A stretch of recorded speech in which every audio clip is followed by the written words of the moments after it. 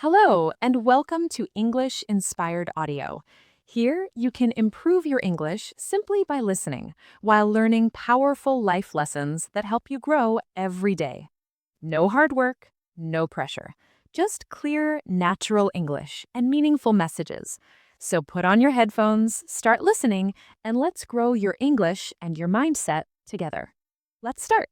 Chapter 1: The Lie You've Been Repeating to Yourself. Let me ask you something honestly. How many times have you called yourself lazy? I'm just lazy. I can't focus. I never finish what I start. Other people are disciplined. I'm not. At first, it's just frustration. Then it becomes a habit. And eventually, it becomes your identity. But here's the truth no one tells you. Lazy people don't feel guilty. Lazy people don't stay up at night thinking about all the things they should be doing.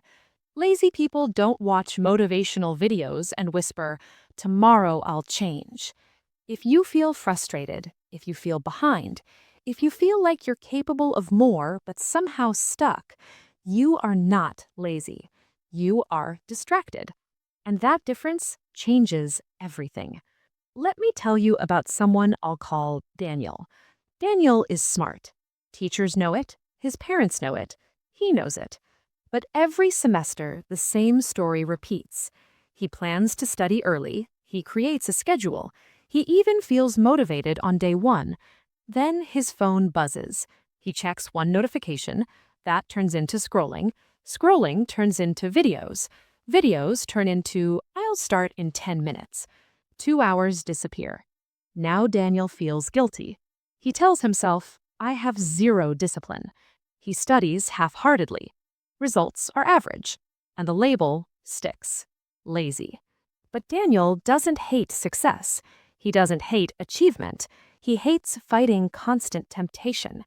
He's not lazy. He's living in a world engineered to break his focus. And so are you. Chapter 2: The world is competing for your attention. Here's something you need to understand. Your distraction is not accidental. It's designed. Every app on your phone was built by teams of psychologists, designers, and behavior experts. Their job isn't just to make something fun. Their job is to keep you there. Notifications are not random. They are triggers. Scrolling isn't infinite by mistake. It's infinite by design. Every like, every refresh, every short video, it gives your brain a tiny dopamine hit, the chemical linked to reward and pleasure. Now here's the problem. When your brain gets used to fast, constant rewards, slow progress starts feeling unbearable. Studying feels boring. Reading feels exhausting. Practicing feels slow. Not because you're incapable, but because your brain has been trained to expect stimulation every few seconds. Imagine eating candy all day. Then someone hands you a bowl of vegetables. It's not that vegetables are bad, it's that your taste buds are overwhelmed. That's what's happening to your focus. You are overstimulated, and overstimulation feels like laziness, but it isn't. Let's take another example. Sophia decides she's going to improve her math grades. She sits at her desk, books open, pen ready. Within 5 minutes, her mind starts wandering. She feels restless. She reaches for her phone almost automatically. Why? Because math requires deep focus. Reels require none. Her brain chooses the easier reward. It's not weakness, it's conditioning, and conditioning can be reversed. Chapter 3: Why you feel exhausted without doing anything. Have you ever ended the day feeling drained, even though you didn't accomplish much? You didn't run a marathon, you didn't work 12 hours straight, but you're tired. That exhaustion has a name: cognitive overload. Every time you switch tasks, your brain burns energy. Check a message, switch to homework, back to your phone, open another tab, reply to someone, return to studying. Each switch feels small, but together they're exhausting. Your brain is constantly shifting gears. Now imagine driving a car where you change gears every 10 seconds. you'd wear out the engine fast. That's what you're doing mentally. Deep focus, on the other hand, conserves energy. When you focus on one task for 30 or 40 minutes, your brain settles. It locks in. It becomes efficient. But distraction resets that process every single time. And here's the worst part. Because you don't see physical movement, you assume you're lazy. But mental switching is work. It's just unproductive work. You're not tired because you did nothing. You're tired because your mind never rested. Chapter 4. The fear you don't want to admit. Let's go deeper. Sometimes distraction isn't about entertainment. Sometimes it's protection. Protection from failure. Think about this carefully. If you give something your absolute best effort and you still fail, that hurts. It challenges your identity. But if you barely try and fail, you can always say, well, I didn't really try. That excuse protects your ego. So what does your brain do? It keeps you in almost trying mode. Half focus, half effort, half commitment. Not lazy, just afraid to test your full potential. And fear doesn't disappear by ignoring it. It disappears by facing it. Chapter 5. Motivation is not the solution. Motivation is just a feeling, and feelings change every day. If your success depends on how you feel, you'll never stay consistent. The real solution isn't motivation, it's environment design. When distractions are close, you'll use them. Discipline isn't about being stronger than temptation, it's about removing it. Success comes from smart setup, not heroic effort. Chapter 6. You don't lack discipline, you lack direction. Another hidden problem? Vague goals. If I ask you what you want in life, you might say, I want to be successful. I want to make money. I want to make my parents proud. But your brain doesn't act on vague ideas. It acts on clarity. Instead of, I want better grades, try, I will study 45 focused minutes every weekday at 6 p.m. Instead of, I want to improve, try, I will read 10 pages daily before bed. Specific goals reduce mental friction. When the path is clear, resistance decreases. When the goal is blurry, distraction wins. Your brain doesn't avoid work, it avoids confusion. Chapter 7. The shift that changes everything. Here's the perspective shift you need. If you were truly lazy, you wouldn't care.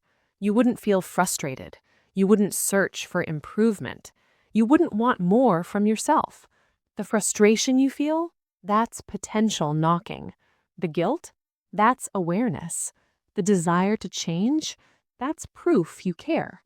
You are not lazy. You are overstimulated, overwhelmed, conditioned for distraction. Maybe even a little afraid, but none of that is permanent. Attention is a skill. Focus is trainable. Discipline is built, not born. And in the next part, we'll talk about how to reset your dopamine levels, how to rebuild focus step by step, how to train your brain for deep work, and how to create unstoppable momentum. Before we move to the next chapter, tell me in the comments, what distracts you the most?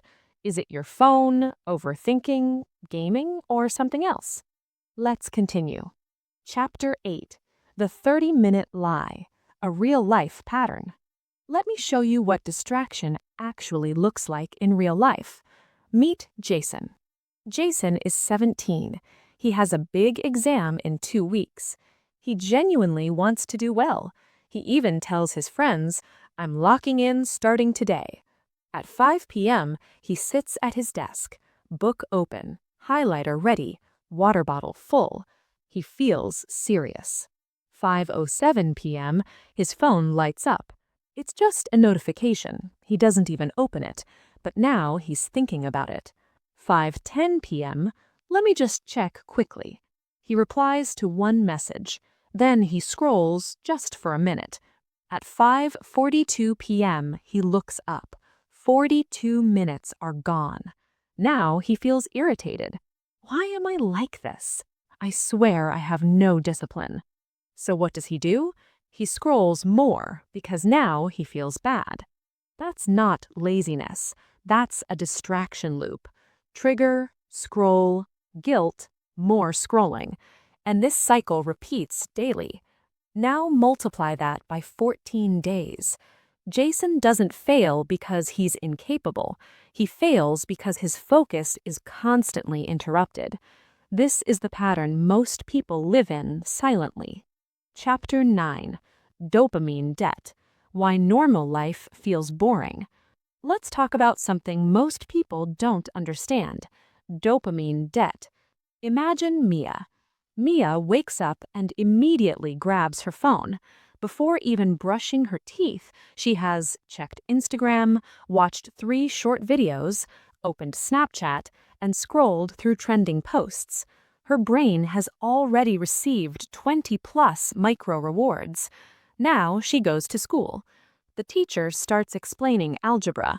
Her brain compares algebra equals slow reward, phone equals fast reward. Guess which one feels unbearable? It's not that algebra is impossible. It's that her brain is overstimulated. This is why reading feels harder than it used to, studying feels slower, long conversations feel draining, and silence feels uncomfortable. Your brain has been conditioned for speed. Now, here's the truth. When you constantly consume quick dopamine, you go into dopamine debt, meaning normal tasks no longer feel satisfying. You're not lazy, you're chemically unbalanced from overstimulation. And the scary part? Most people never realize this. Chapter 10. The Student Who Could Have Been Great. There's always that one person everyone talks about. You know, he had so much potential. Let's call him Ryan. In middle school, Ryan was sharp, quick learner, curious, creative. But by high school, something changed. He wasn't worse, he was distracted. Gaming at night, scrolling until 2 a.m., constant group chats, always online. When exams came, he pulled all-nighters. Sometimes he passed, sometimes he didn't. But here's the key. He never fully tried, because fully trying meant risking failure. So instead, he lived in almost. Almost studying, almost committing, almost reaching potential. Years later, he looks back and says, "I wasn't dumb, I just wasted time." That sentence hurts, not because of failure, but because of unused potential. Distraction steals more dreams than lack of intelligence ever will. Chapter 11. The 3 types of distraction. Not all distraction looks the same. Let's break it down. 1. Digital distraction. Phone, games, social media, endless content. This one is obvious, but it's powerful because it's always available. Real example. Emma deletes social media during exam week. Her grades go up, not because she became smarter overnight, but because her focus stopped leaking. 2. Emotional distraction. Overthinking, comparison, imaginary arguments in your head. You sit down to study, but instead you're thinking, why did they say that? What if I fail? They're doing better than me. Your body is at the desk. Your mind is somewhere else. That's distraction 2. 3. Comfort distraction. This one is subtle. You clean your room instead of studying. You organize your notes instead of solving problems. You watch productivity videos instead of doing the work. It feels productive, but it avoids the real task. It's safe activity instead of meaningful progress, and your brain loves safe. Chapter 12. The 7-Day Focus Reset. Now let's talk solutions, real ones, not just try harder, real strategies. Day 1 to 2. Remove one major trigger. Not everything, just one. If Instagram is your biggest distraction, delete it for 7 days. If gaming is the issue, uninstall it temporarily. This isn't forever, it's a reset. Real example. Liam removed TikTok for 1 week. First 2 days felt boring. By day 4, he noticed something surprising. He could sit and study longer without feeling restless. That's dopamine resetting. Day 3 to 4. Practice 25-minute deep focus. Set a timer. 25 minutes. Phone in another room. Not on silent, not face down. In another room. You'd be shocked how powerful physical distance is. After 25 minutes, take a 5-minute break. Repeat. Most people discover they're not incapable of focusing, they just never trained it. Day 5 to 6. Reduce morning stimulation. No phone for the first 30 minutes after waking. This one change alone can shift your entire day. Instead, stretch. Read 5 pages. Write goals. Sit in silence. When you control your morning, you control your attention. Day 7. Track your wins. Write down how many focused sessions you completed, how you felt, and what improved. Progress builds confidence. Confidence builds consistency. Consistency builds identity. And identity is powerful. You stop saying, "I'm lazy." You start saying, "I'm someone who focuses." You were never lazy. You were overstimulated, overexposed, over-distracted. But here's the good news. Focus is trainable. Attention is recoverable. Potential is still there. The question isn't, are you lazy? The real question is, are you ready to protect your attention like your future depends on it? Because it does. Chapter 13. The Relapse Trap. Why you fall back. Here's something no one talks about. You will relapse. You'll have a productive week, then one bad day. And most people make the same mistake. They say, "See, I knew I couldn't stay consistent." And then they quit. But one distracted day does not erase progress. Let's look at Marcus. Marcus reduced his gaming from 4 hours a day to 1 hour. For 2 weeks, he was proud of himself. Then one Saturday, he gamed for 5 hours. Old version of Marcus would have said, "I'm back to square one." New Marcus did something different. The next day, he returned to his 1-hour limit. No drama, no self-hate, just reset. That's maturity. Progress isn't destroyed by a mistake. It's destroyed by quitting after the mistake. You're not supposed to be perfect. You're supposed to recover quickly. Chapter 15. Becoming mentally dangerous. In a distracted world, focus is power. Think about this. If 90% of people can't sit with one task for 20 minutes, what happens if you train yourself to focus for 60? You immediately stand out, not because you're gifted, because you're rare. Deep focus is becoming a superpower. Imagine 2 students. Student A studies 5 hours daily, but checks their phone every 10 minutes. Student B studies 2 hours daily, fully focused. Who grows faster? Student B, because attention quality beats time quantity. If you protect your focus, you multiply your output. That's what makes someone dangerous, in a good way. Not loud, not flashy, just focused. And focus compounds. 1 month of deep focus changes grades. 6 months changes skills. 1 year changes direction. 3 years changes your life. Chapter 15. Rebuilding your attention muscle. Think of attention like a muscle. Right now, maybe yours is weak. That's okay. Weak doesn't mean broken. It means untrained. Here's how you rebuild it long term. 1. Single tasking rule. 1 tab, 1 book, 1 task. Multitasking is just fast switching, and switching drains power. 2. Boredom practice. This one sounds strange. Practice being bored. Sit without your phone for 10 minutes. No music, no scrolling, no stimulation. At first, your brain will scream. That's withdrawal from constant dopamine. But slowly, your mind calms. Creativity returns in silence. Clarity grows in boredom. 3. Night routine reset. What you do at night affects your focus tomorrow. Scrolling until 1 a.m. guarantees low discipline the next day. Real example, Ethan used to sleep at 2 a.m. He blamed his lack of focus on laziness.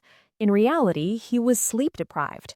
When he fixed his sleep schedule, his productivity improved without extra motivation. Energy supports discipline. Fatigue destroys it. Chapter 16. The Future Version of You. Close your eyes for a moment and imagine yourself 3 years from now. 2 versions exist. One is still distracted, still delaying, still waiting for tomorrow. The other is focused, calm, disciplined, in control. Both are possible. The difference isn't talent. It isn't luck. It's daily focus. You don't have to change your whole life tonight. You just have to win today.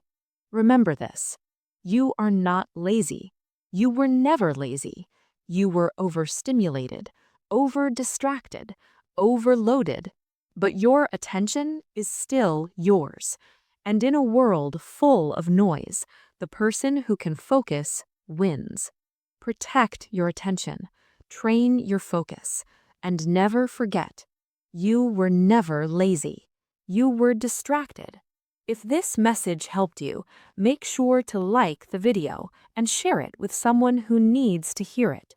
And don't forget to subscribe to English Inspired Audio for more powerful lessons you can learn just by listening.